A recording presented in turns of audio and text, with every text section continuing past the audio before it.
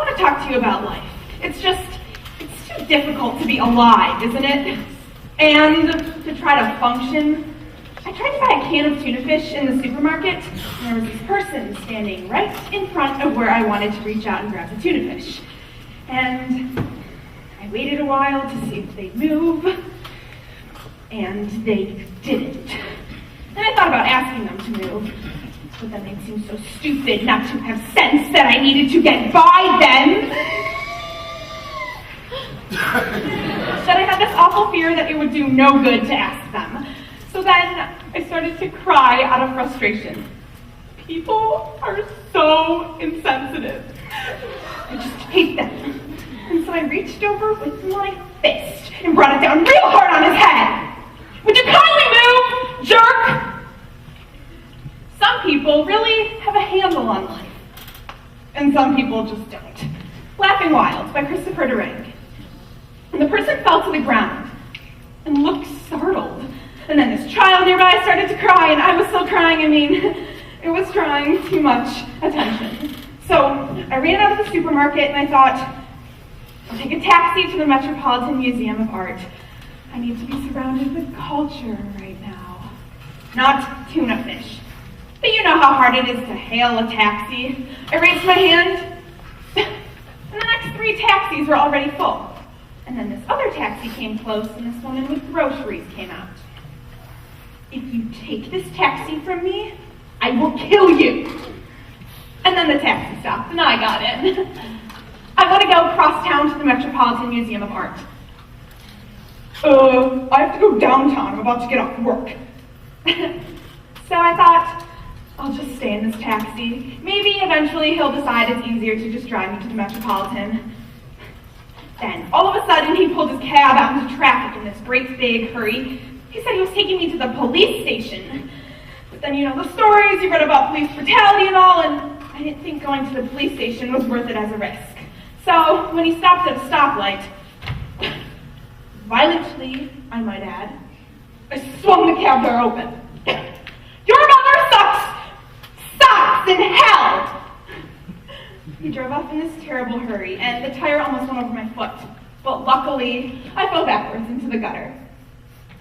This street musician came over to me and asked me if I needed help. You don't really want to know, do you? Then he asked me if I wanted help to stand up. Oh, well, I don't know the answer to that question. Ask another one. Which was a funny remark in the circumstance. This crazy lady in the gutter, sort of gallant and witty in the midst of unspeakable woe. What is that line from Beckett? Laughing wild amid severest woe. I am laughing wild amid severest woe. And since he didn't seem to understand, I threw back my head and let out this enormous, frightening laugh I do at parties.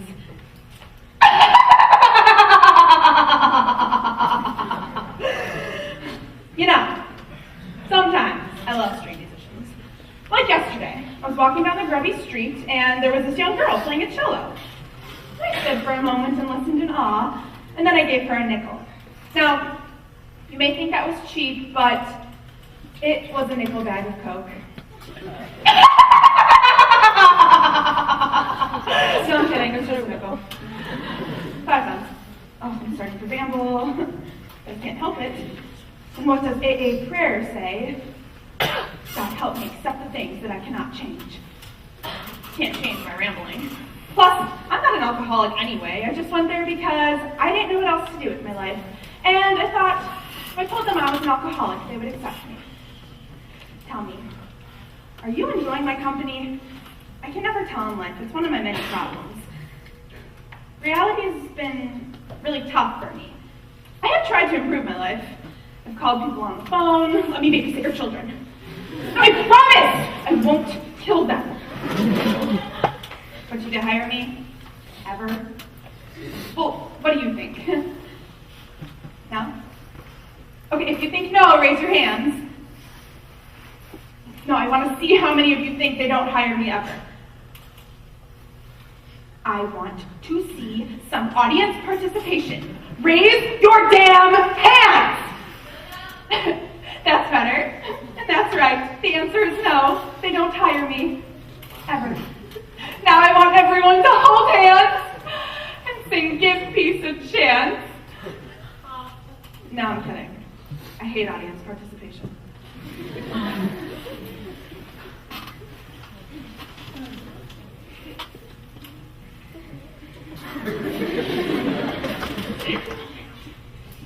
Quite a relief having me silent for a while, isn't it?